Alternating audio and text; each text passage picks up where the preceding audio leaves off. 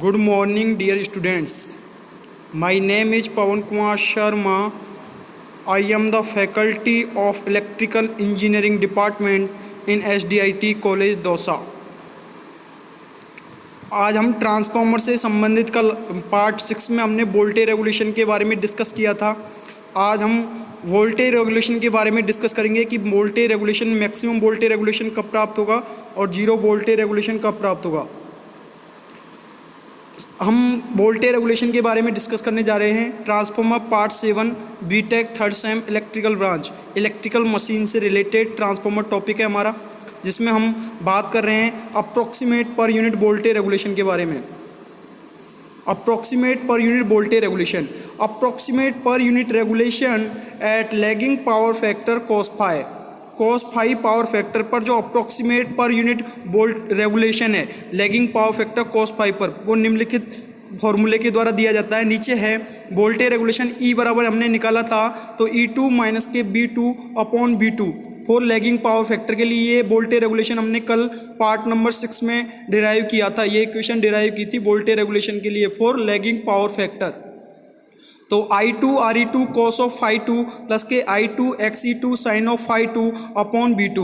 यहाँ पे हमने क्या किया है, B2 को डिवाइड कर दिया, दो भागों में डिवाइड कर दिया। I2 Re2 cos of phi 2 plus के I2 Xe2 sine of phi 2। जो ये वाला पार्ट है वो क्या कहलाएगा, R approximate per unit resistance cos of phi 2 plus के x EPU sine of phi. This is the equation number 1। Approximate per unit यानी कि जो हमारा voltage regulation lagging power factor पे जो हमें प्राप्त होता है अप्रॉक्सीमेट पर यूनिट रेगुलेशन, वो क्या प्राप्त होता है, R X EPU cos of phi 2 plus के x EPU sine of phi 2। This is the equation number 1। This is the phi 2 और this is the equation number 1। Approximate per unit regulation at leading power factor. अब हम leading power factor cos phi 2 पर हम क्या करते हैं, approximate per unit regulation find out करते हैं। कल हमने जो लीडिंग पावर फैक्टर के लिए जो वोल्टेज रेगुलेशन निकाला था उसकी इक्वेशन आई थी I2 Re2 cos of phi 2 minus के I2 Xe2 sine of phi 2 upon B2। यानी कि जो हमारा वोल्टेज रेगुलेशन होता है क्या, E बराबर E2 माइनस के B2 अपॉन B2। लेकिन जो हमारा लीडिंग पावर फैक्टर के लिए हमारा वोल्टेज रेगुलेशन आया था I2 Re2 cos of phi 2 minus के I2 Xe2 sine of phi 2 upon B2। यहाँ पे हम क्या करेंगे, ये वाला टर्म इसको दोबारा से जो हमने लैगिंग पावर फैक्टर के लिए तोड़ा था, B2 का डिवाइड किया था दोनों तरफ, तो B2 को डिवाइड कर दिया है दोनों इक्वेशनों में। तो I2 Re2 cos of phi 2 upon B2 हो जाएगा माइनस के I2 Xe2 sine of phi 2 upon B2 हो जाएगा। तो ये क्या बन जाएगा, R EPU cos of phi 2 minus के X EPU sine of phi 2। This is the equation number 2। R तो हमारा जो लीडिंग पावर फैक्टर के लिए जो हमारा अप्रॉक्सीमेट पर यूनिट रेगुलेशन आया वो क्या आया है, R EPU sine cos of phi 2 minus के X EPU sine of phi 2। This is the equation number 3। अब हम बात करते हैं condition for zero voltage regulation.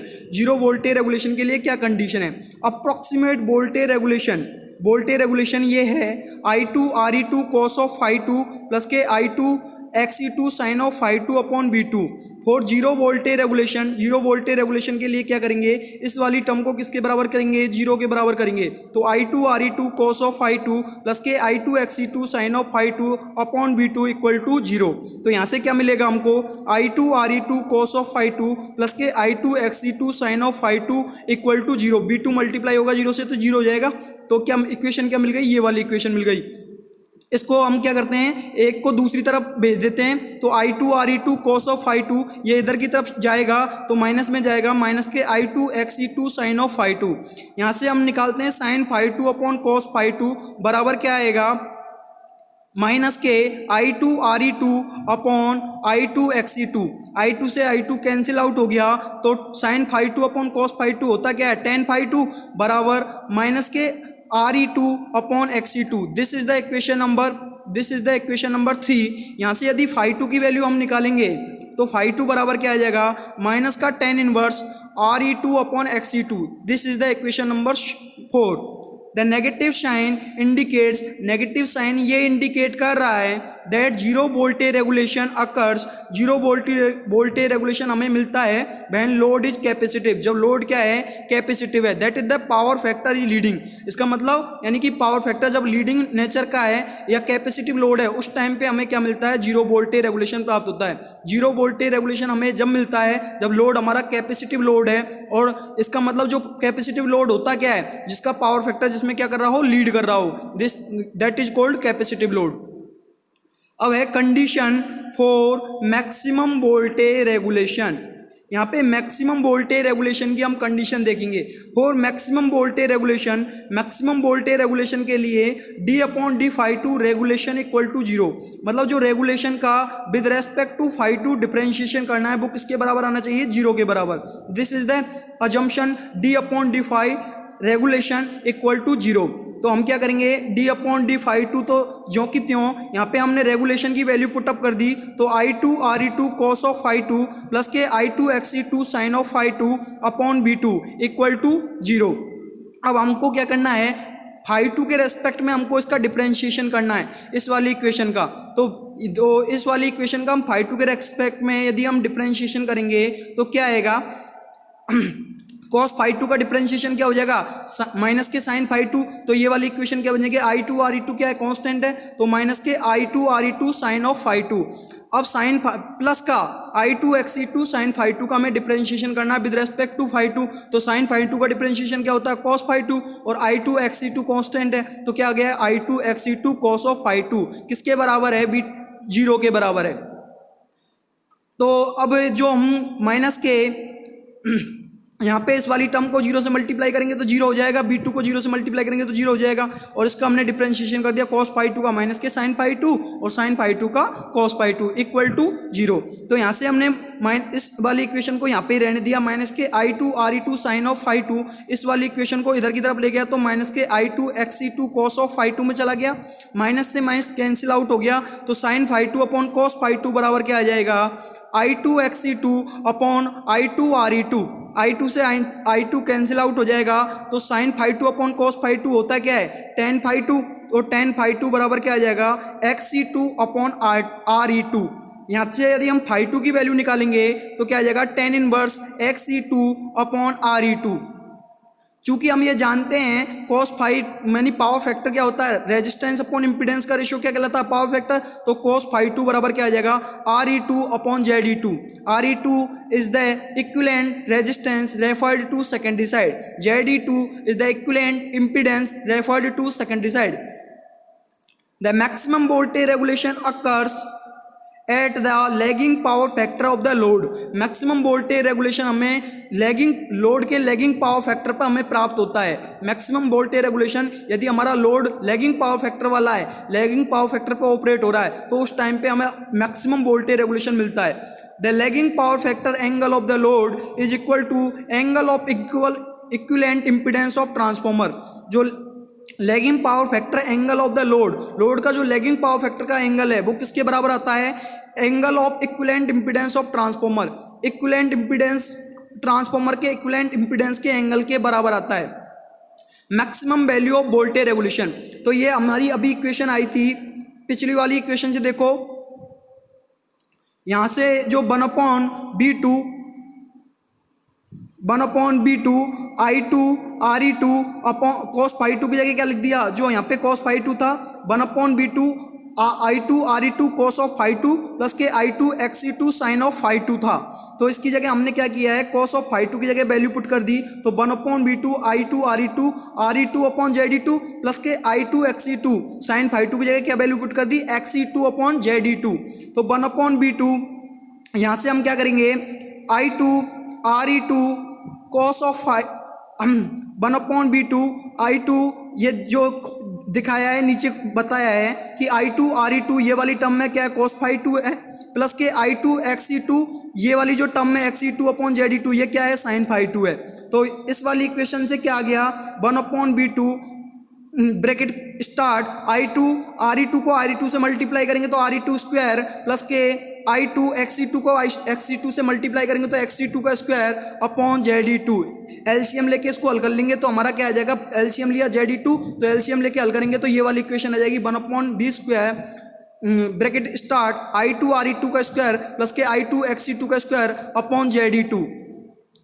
तो 1/b2 बराबर 1/b2 I2, हमने इन दोनों में इक्वेशनों में से क्या किया, I2 कॉमन ले लिया तो क्या बच गया अंदर RE2 का स्क्वायर प्लस के XE2 का स्क्वायर अपॉन ZE2। यहाँ पे जो हमने क्या किया है, जो I2 को बाहर ले लिया, I2/b2 ZE2, अंदर क्या बच गया RE2 का स्क्वायर प्लस के XE2 का स्क्वायर। तो I2/b2 ZE2 into RE2 square plus के XE2 स्क्वायर क्या हो गया, equivalent impedance of transformer referred to secondary side. ये वाली टर्म क्या बन गई ZE2 का स्क्वायर, तो इसकी जगह क्या रख दिया ZE2 रख दिया। तो हमारा क्या आ गया equation I2 ZE2 square upon B2 ZE2। ZE2 से ZE2 कैंसिल आउट हुआ तो क्या बच गया I2 ZE2 upon B2। This is cold ZL per unit, ZLPU। यहाँ पे ZLPU जो this is the equation number 5, ये ZLPU है, ZLPU। Thus the magnitude of maximum voltage regulation is equal to per unit value of leakage impedance of transformer. यानी कि maximum voltage regulation का जो magnitude है वो ट्रांसफॉर्मर के पर यूनिट ट्रांसफॉर्मर के लीकेज इम्पीडेंस की पर यूनिट वैल्यू के बराबर है। ये ZL पर यूनिट जो डिनोट कर रहा है लीकेज इम्पीडेंस को पर यूनिट में डिनोट कर रहा है। यानी कि जो मैक्सिमम वोल्टेज रेगुलेशन का जो मैग्नीट्यूड है वो लीकेज इम्पीडेंस है जो ट्रांसफॉर्मर का, उसकी पर यूनिट क्वांटिटी के बराबर है। अब आता है हमारा टॉपिक है लॉसेज इन ट्रांसफॉर्मर्स।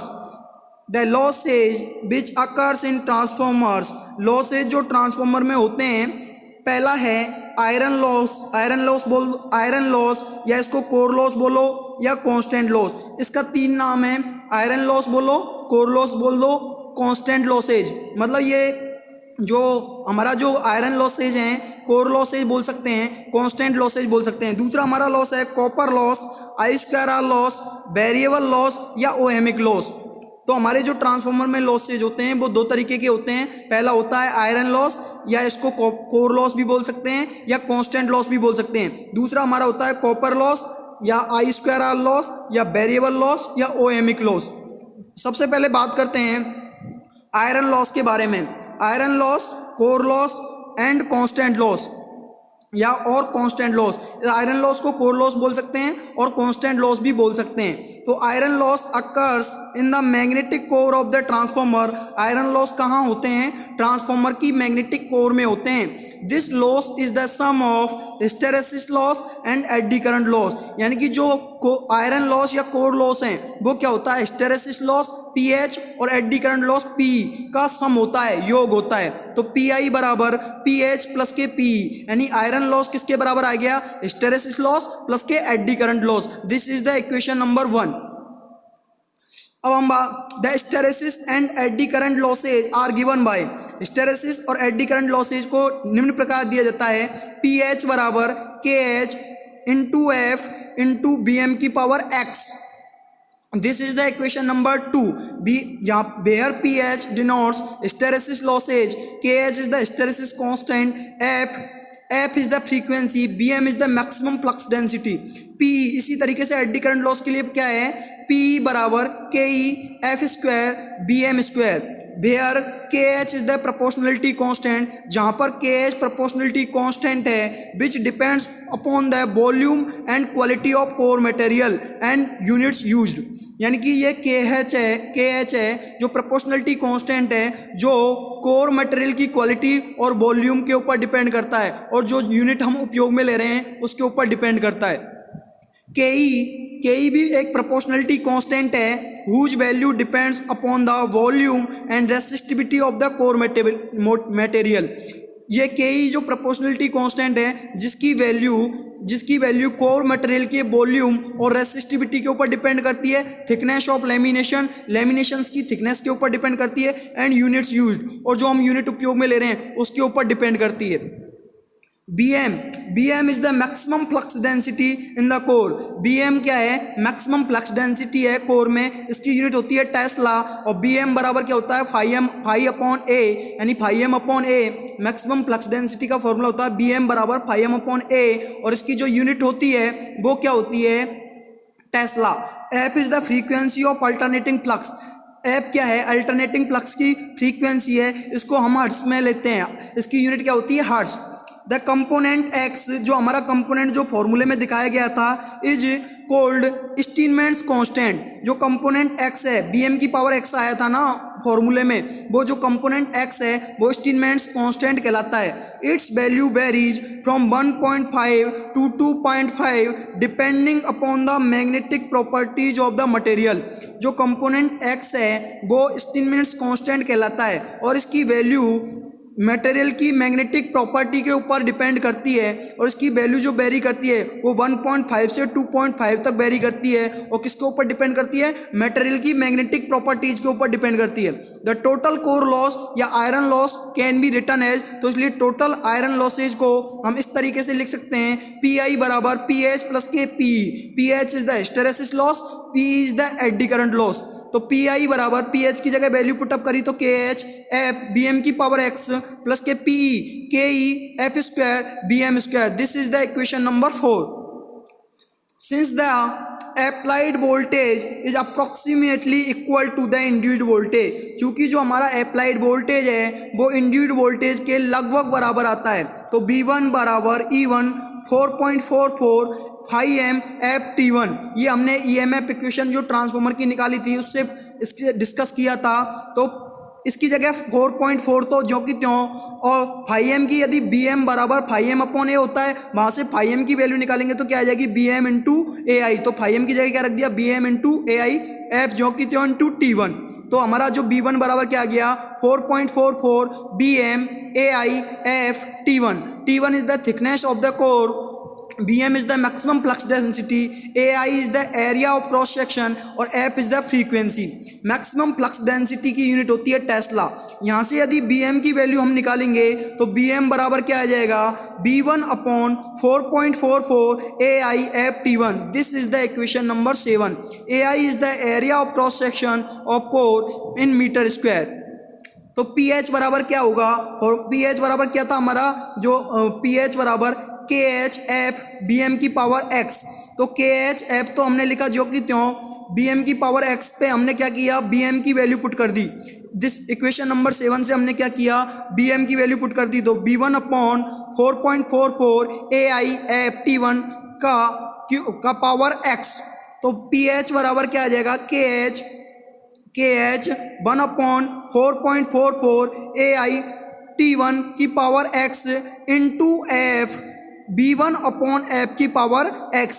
यहाँ से हमारा जो इक्वेशन आएगी, this is the equation number 8। यदि इसको सॉल्व आउट करेंगे तो KH B1 की पावर X आपको दिख रही है इससे, F की पावर 1 माइनस KX। तो F की पावर 1 तो ये ऊपर है ही है, यदि नीचे क्या है? पावर क्या है? X है, तो F की पावर क्या आ जाएगी? 1 minus KX। This is the equation number 9। तो वेयर KH बराबर, जहाँ पे KH क्या है? KH into 1 upon 4.44 AI T1 की पावर X।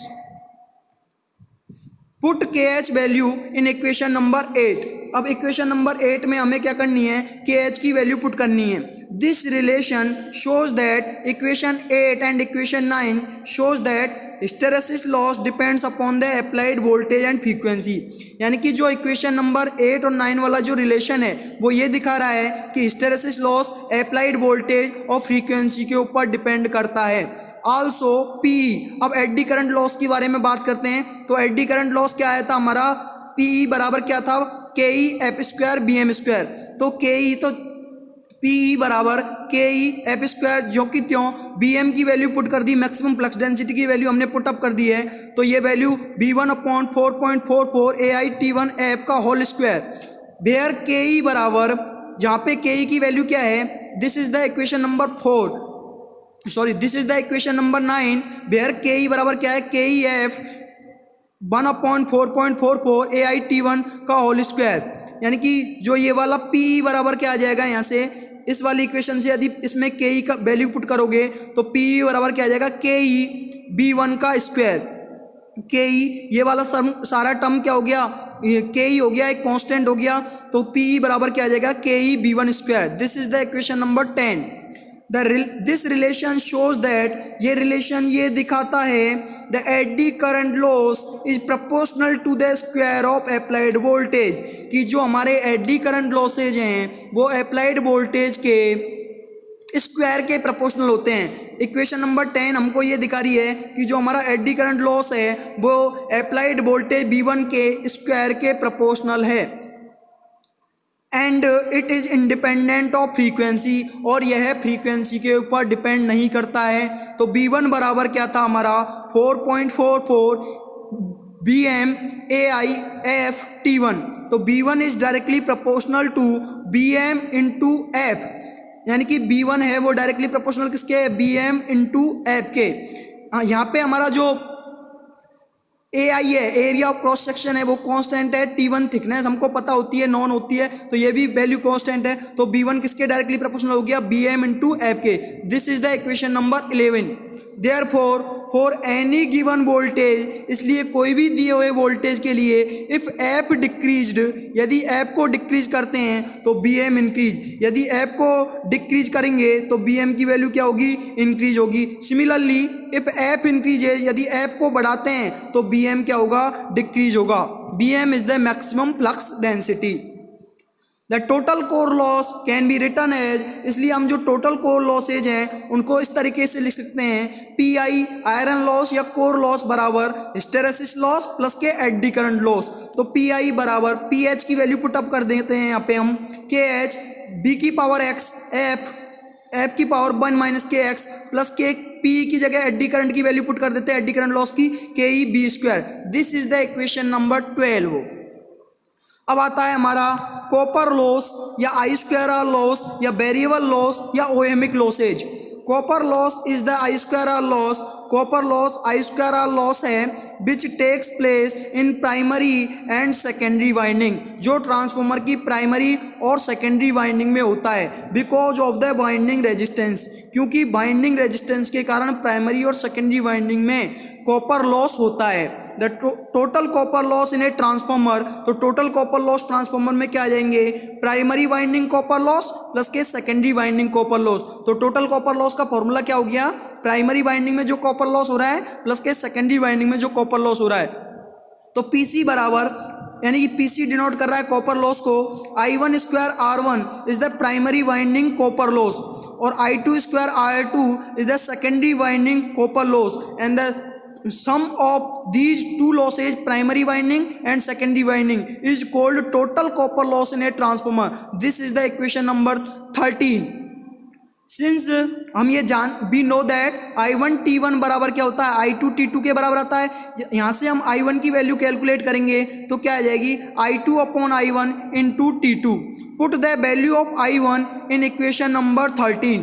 अब इस वाली जो इक्वेशन है, ये 13 वाली इक्वेशन है, इसमें I1 की हम वैल्यू पुटअप कर देते हैं। तो I1 की वैल्यू हम पुटअप करेंगे तो I1 का स्क्वायर है, तो क्या हो जाएगा, I1 की जगह I2 square T2 upon T1 का स्क्वायर इंटू R1 लिखा ज्यों की त्यों प्लस के I2 स्क्वायर R2, ये वाली इक्वेशन आ गई। तो PC बराबर क्या आ जाएगा, I2 स्क्वायर, अंदर क्या बच गया R1, यहाँ से I2 स्क्वायर इन दोनों में से क्या ले लिया, कॉमन ले लिया, तो I2 स्क्वायर कॉमन लेने के बाद क्या बच गया R1 T2 अपॉन T1 का स्क्वायर प्लस के R2। तो PC बराबर कॉपर लॉस क्या आया, PC बराबर I2 स्क्वायर R2 प्लस के I2 square bracket start R2 plus के T2 अपॉन T1 का whole square into R1 bracket close. This is the equation number 14। Since चूंकि R2 plus R1 T2 upon T1 का square, यानी ये वाली term क्या कहलाती है, RE2, यानी equivalent resistance of secondary winding या सेकेंडरी साइड। तो इसकी जगह मैं क्या लिख सकता हूँ, RE2 लिख सकता हूँ। तो क्या आ जाएगा, कॉपर लॉस क्या आ जाएगा, तो ये वाली जो टर्म है वो क्या कहलाता है, R2 plus R1 T2 upon T1 का स्क्वायर ये क्या कहलाता है, Re2 equivalent resistance of secondary winding side, या हम ये कह सकते हैं equivalent resistance referred to the secondary side, यानी इक्विवेलेंट रेजिस्टेंस जब हमने जो सारे पैरामीटर्स को सेकेंडरी साइड की तरफ रेफर किया है। Put this value in equation number 4, इसकी जगह हम क्या करेंगे, ये वाली वैल्यू पुट अप कर देंगे इस वाली इक्वेशन में, तो क्या आ जाएगा PC बराबर I2 square Re2, this is the equation number 15। thus copper loss varied as the square of load current. इस इक्वेशन 15 से ये पता लग रहा है कि कॉपर लॉस है वो लोड करंट के स्क्वायर के साथ वेरी करते हैं, लोड करंट के स्क्वायर के साथ वेरी करते हैं। अगेन PC यानी कि कॉपर लॉस बराबर क्या हो जाएगा, primary binding copper loss plus के secondary binding copper loss, this is the equation number 16। We know that I1 T1 बराबर I2 T2। अब यहाँ से पहले हमने I1 की वैल्यू निकाली थी, अब I2 की वैल्यू निकालेंगे तो I2 बराबर क्या आ जाएगा, T1 upon T2 into I1, this is the equation number 16। Put I2 value in equation number 6।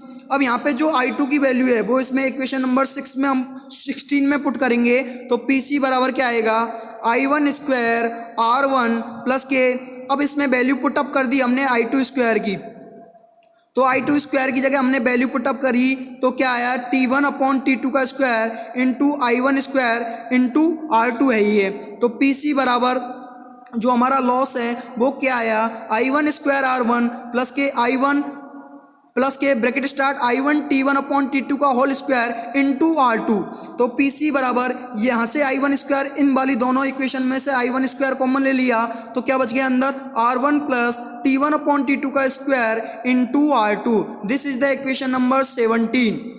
Where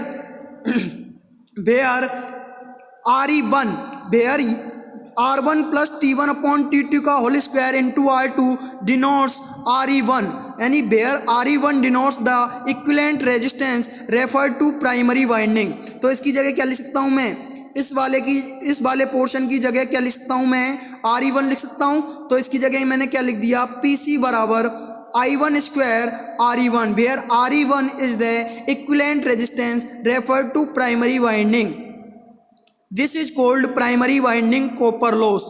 तो PC बराबर क्या आ गया, कॉपर लॉस बराबर क्या हो गया, प्राइमरी बाइंडिंग की तरफ यदि हम सारे पैरामीटर्स को रेफर कर रहे हैं तो प्राइमरी बाइंडिंग की तरफ कॉपर लॉस क्या होगा, I1 स्क्वायर Re1, और सेकेंडरी बाइंडिंग की तरफ कॉपर लॉस होगा जो वो क्या होगा, I2 square Re2, this is the equation number 19।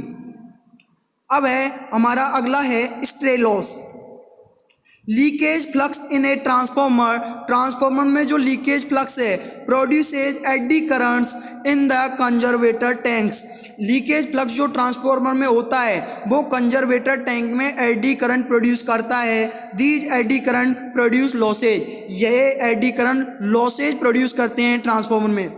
अगला है हमारा dielectric loss. Dielectric loss occurs in insulating materials. Dielectric loss हमारा इंसुलेटिंग मटेरियल्स में होता है, दैट इज, इसका मतलब ये है इन द ट्रांसफॉर्मर ऑयल में and solid insulation of transformer oil में डाइलेक्ट्रिक लॉस होगा, और जो ट्रांसफॉर्मर का जो सॉलिड इंसुलेशन है उसमें जो डाइलेक्ट्रिक लॉस होता है, this loss is significant only in high voltage transformer. ये जो लॉस है, ये जो डाइलेक्ट्रिक लॉस है वो हाई वोल्टेज ट्रांसफॉर्मर में सिग्निफिकेंट होता है, पर्याप्त होता है। अब आता है हमारा separation of hysteresis and eddy current losses. The transformer core loss PI has two components. Transformer जो कोर लॉस PI है, ट्रांसफॉर्मर जो कोर लॉस होता है जिसको हम PI के द्वारा डिनोट करते हैं, वह दो कंपोनेंट्स में डिवाइड होता है, नेमली हिस्टेरेसिस लॉस, एक तो हिस्टेरेसिस लॉस PH होता है, and eddy current loss PE। तो PI बराबर क्या आ जाएगा, आयरन लॉस बराबर PH प्लस के PE, पुट वैल्यू के PH एंड PE। अब हम क्या करेंगे, PH और PE की वैल्यू हम पुट अप करेंगे तो PI बराबर क्या आ जाएगा, PH की जगह क्या रखेंगे, KHF BM की पावर N प्लस के KE F square BM square, this is the equation number 1। Where KH a constant whose value depend upon ferromagnetic material. एक वेयर जहाँ पे KH है वो कांस्टेंट है जिसकी वैल्यू फेरोमैग्नेटिक मटेरियल के ऊपर डिपेंड करती है। BM is the maximum value of flux density, unit होती है tesla. F is the supply frequency in hertz. Exponent N, यानी कि जो एक्सपोनेंशियल टर्म एन आ रही थी इक्वेशन में, varies in the range of 1.5 to 2.5 depending upon the material, यानी कि जो एक्सपोनेंशियल टर्म जो वैल्यू आ रही थी एन, वो उसकी जो वैल्यू है वो रेंज, उसकी वैल्यू जो वेरी करती है वो 1.5 से 2.5 तक वेरी करती है, डिपेंडिंग अपॉन द मटेरियल के ऊपर डिपेंड करता है। For a given B M maximum flux density यदि दी हुई है, the hysteresis losses varies directly as the frequency, तो हिस्टेरेसिस लॉसेज है वो फ्रीक्वेंसी के साथ डायरेक्टली वेरी करते हैं। And the eddy current losses varies, और एडी करंट लॉसेज वेरी करते हैं द स्क्वायर ऑफ फ्रीक्वेंसी के स्क्वायर के साथ एडी करंट लॉसेज वेरी करते हैं। तो PH hysteresis loss is directly proportional to frequency. तो पीएच यदि प्रोपोर्शनलिटी कांस्टेंट को हटाएंगे, प्रोपोर्शनल के साइन को हटाएंगे तो एक कांस्टेंट आएगा जिसको हमने ए बोला है, तो पीएच बराबर क्या आ गया, ए एफ। इसी तरीके से जो एडी करंट लॉसेज हैं वो डायरेक्टली प्रोपोर्शनल किसके होते हैं, फ्रीक्वेंसी के स्क्वायर के, तो फ्रीक्वेंसी का स्क्वायर कर दिया, PE is directly proportional to F square. और यदि प्रोपोर्शनल के साइन को हटाएंगे तो एक कांस्टेंट आएगा जिसको हमने क्या बोला है, बी, तो पीई बराबर क्या आ गया, B F square. Where A and B are constant, जहां पर ए और बी क्या है, कांस्टेंट है, तो पी आई बराबर आयरन लॉस बराबर क्या आ गया, ए एफ प्लस के B F square. A constant है और बी कांस्टेंट है, बी पी आई बराबर क्या आ गया, ए एफ प्लस के B F square. This is the equation number 2।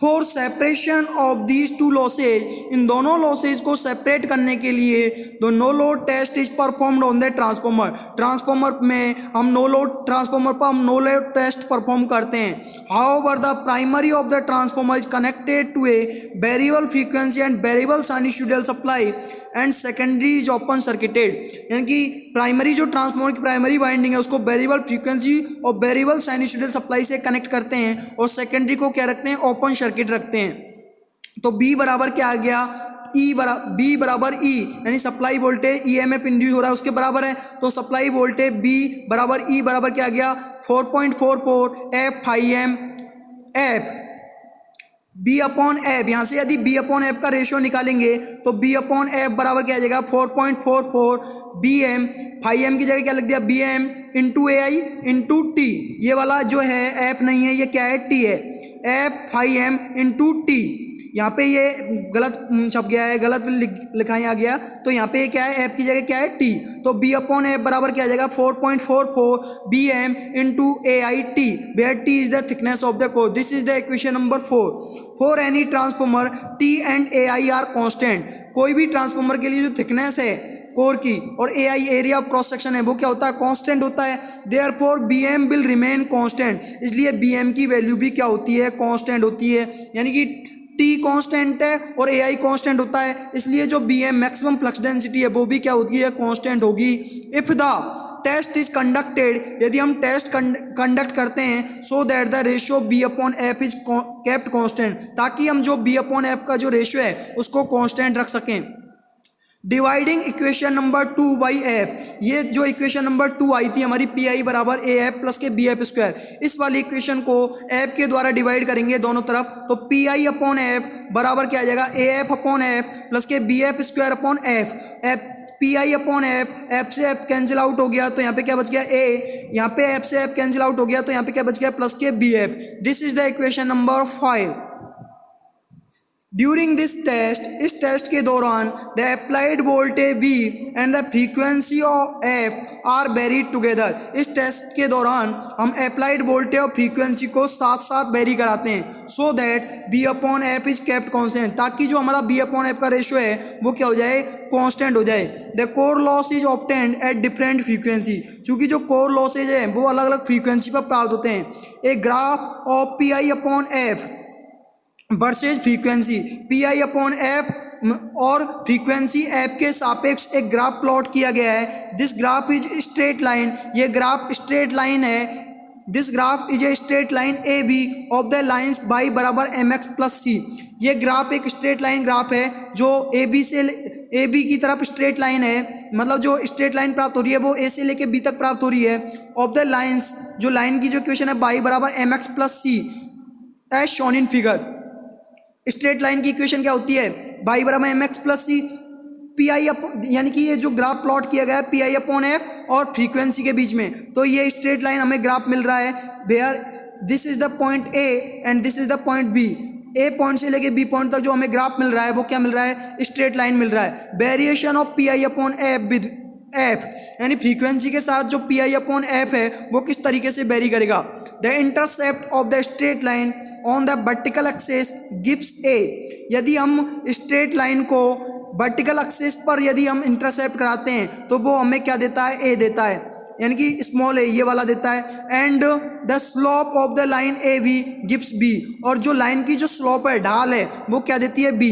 Thus knowing the constant A and B, इस तरीके से ए और बी कांस्टेंट को जानने के द्वारा hysteresis and eddy current losses can be separated, hysteresis losses और एडी करंट लॉसेज को हम सेपरेट कर सकते हैं। अब है हमारा लॉसेज इन ट्रांसफॉर्मर, यानी कि जो ट्रांसफॉर्मर में लॉसेज होते हैं उसको दो पार्ट्स में डिवाइड किया गया है। कोर लॉस को आयरन लॉस बोल सकते हैं, कांस्टेंट लॉस बोल सकते हैं। कॉपर लॉस को हम वेरिएबल लॉस बोल सकते हैं, ओएमिक लॉस बोल सकते हैं, आई स्क्वायर आर लॉसेज बोल सकते हैं। तो हमारे जो लॉसेज हैं इनको ट्रांसफॉर्मर में दो प्रकार से डिवाइड किया गया है, कोर लॉस और कॉपर लॉस के रूप में। तो कोर लॉस होता क्या है, core gets subjected to alternating flux causing core losses. Core को जब हम अल्टरनेटिंग फ्लक्स में रखते हैं तो उसमें क्या होता है, कोर लॉस का कारण बनती है। Copper loss the binding carry current when transformer is loaded, binding current carry करती है जब ट्रांसफॉर्मर लोडिंग सिचुएशन में होता है, जब ट्रांसफॉर्मर को में लोड अप्लाई करते हैं तो उस टाइम पे बाइंडिंग करंट कैरी करती हैं, कॉजिंग कोर लॉस, जो कोर लॉस का कारण बनता है। कोर लॉस, आयरन लॉस या constant loss. Core loss, iron loss is divided to type of, यानी कि जो कोर लॉस और आयरन लॉस को दो पार्ट्स में डिवाइड किया गया है। पहला है हमारा hysteresis loss, due to the AC flux setup in the magnetic core of the transformer. Transformer की मैग्नेटिक कोर में जब एसी फ्लक्स सेटअप होता है, it undergoes a cycle of magnetization and demagnetization. तो यह क्या करता है, या तो मैग्नेटाइजेशन या डीमैग्नेटाइजेशन की साइकिल में चला जाता है ड्यू टू हिस्टेरेसिस इफेक्ट। इस हिस्टेरेसिस इफेक्ट के दौरान there is a loss of energy, energy का लॉस होता है इन दिस प्रोसेस, इस प्रक्रिया में, यानी मतलब मैग्नेटाइजेशन और डीमैग्नेटाइजेशन की जो साइकिल हो रही है इस प्रक्रिया में एनर्जी का लॉस होता है, which is called as hysteresis loss, जिसे हम क्या बोलते हैं, हिस्टेरेसिस लॉस। हिस्टेरेसिस लॉस का फॉर्मूला क्या होता है, पी एच बराबर K H into B M की power 1.67 F into B, where K H is the hysteresis constant depend on material. Material के ऊपर हिस्टेरेसिस कांस्टेंट की वैल्यू डिपेंड करती है। B M is the maximum flux density, F is the frequency hertz, B is the volume of the core. अब है दूसरा है हमारा eddy current losses. The induced EMF in the core tries to set up eddy current in the core. जो EMF जो induce हो रहा है, जो कोर में एडी करंट सेटअप करने का प्रयास करता है, and hence responsible for AD current loss, इसलिए ये एडी करंट लॉस के लिए रेस्पॉन्सिबल है। कौन रेस्पॉन्सिबल है, इंड्यूस्ड ईएमएफ। जो कोर में ईएमएफ इंड्यूस हो रहा है वो कोर में एडी करंट लॉस को सेटअप करने का प्रयास करता है, इसलिए ये एडी करंट लॉसेज के लिए रेस्पॉन्सिबल है। तो एडी करंट लॉस का फॉर्मूला क्या होता है, पी बराबर K E dot K E into B M square into F square into T square. This is the equation number 2, where K E denotes eddy current constant, T is the thickness of the core, B M is the maximum flux density in tesla. चूंकि जो P H है हमारा hysteresis loss है वो directly proportional होता है frequency के, ये हमने फॉर्मूले से देखा है। पी जो एडी करंट लॉस है जो फ्रीक्वेंसी के स्क्वायर के डायरेक्टली प्रोपोर्शनल होता है। This is the equation number 4। BM and F will remain same for eddy current loss as well as hysteresis loss, यानी BM मैक्सिमम फ्लक्स डेंसिटी और frequency समान रहेंगी एडी करंट लॉस और hysteresis loss के लिए। Now flux inside the core is constant, इसलिए जो core में जो फ्लक्स बनेगा वो क्या होगा, constant. C in this equation PH is directly proportional to F, यानी हिस्टेरेसिस लॉस फ्रीक्वेंसी के डायरेक्टली प्रोपोर्शनल है और एडी करंट लॉस फ्रीक्वेंसी के स्क्वायर के डायरेक्टली प्रोपोर्शनल है। सो फ्रीक्वेंसी रिमेन्स कांस्टेंट, चूंकि जो हमारी फ्रीक्वेंसी है वो कांस्टेंट है, obviously these losses are remained constant losses, इसलिए ये जो लॉसेज हैं ये क्या कहलाते हैं, कांस्टेंट लॉसेज कहलाते हैं।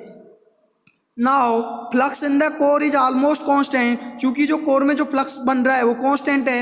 As supply voltage V1 at rated frequency F is always constant, क्योंकि जो फ्लक्स जो हमारा है वो लगभग कांस्टेंट है, क्योंकि जो सप्लाई वोल्टेज है वो रेटेड फ्रीक्वेंसी F पर कांस्टेंट है। Eddy current hysteresis losses depend upon alternating flux.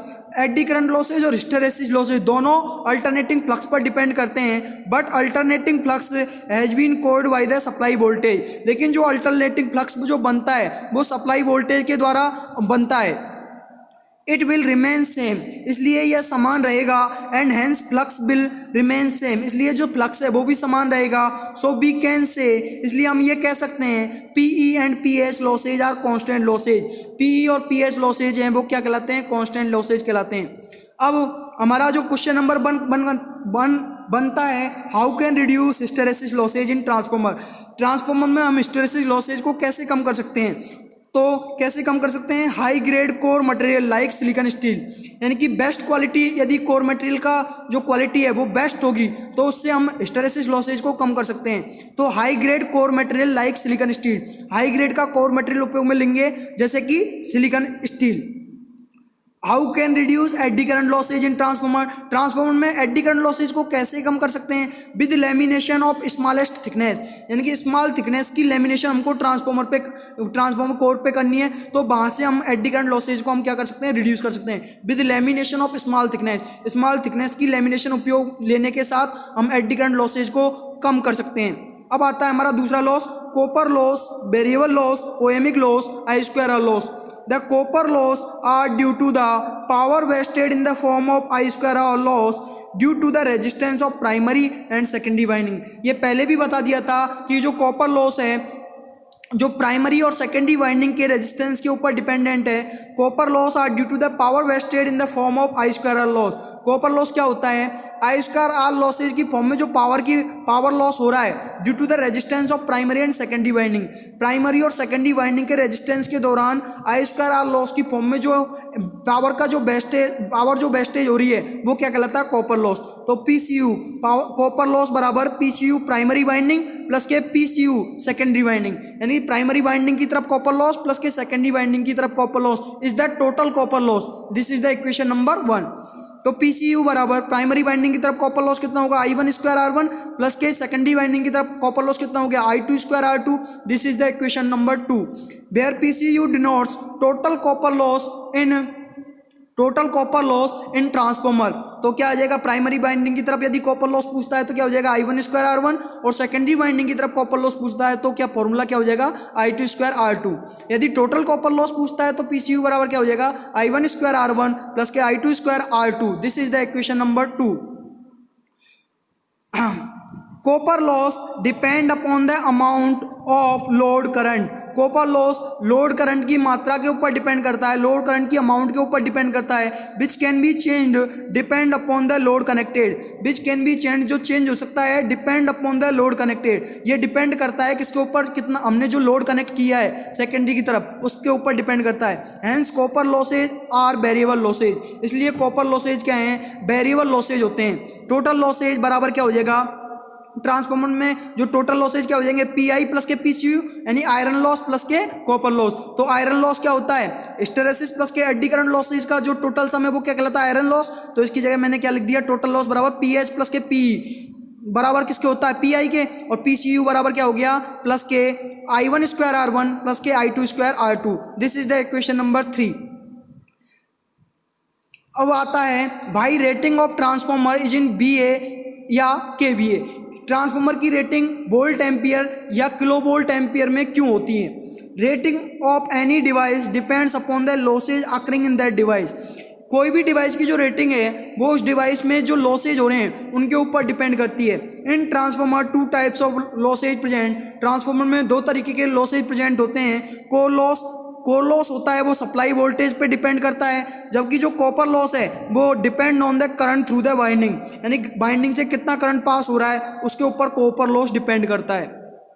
In order to know that total losses in a transformer में टोटल लॉसेज को जानने के लिए by knowing voltage and current of the transformer के voltage और current के बारे में जानना आवश्यक है।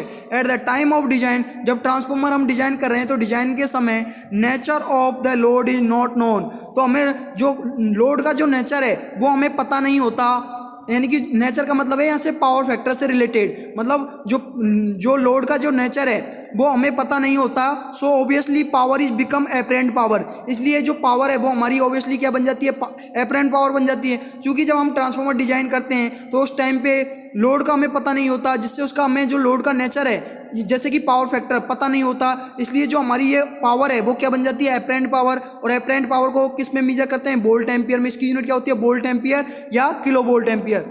Losses in transformer depend on voltage and current.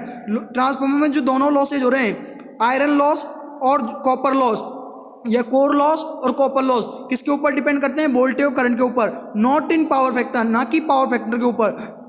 So its rating is in KVA, इसलिए इसकी रेटिंग किस में होती है, केबीए में होती है।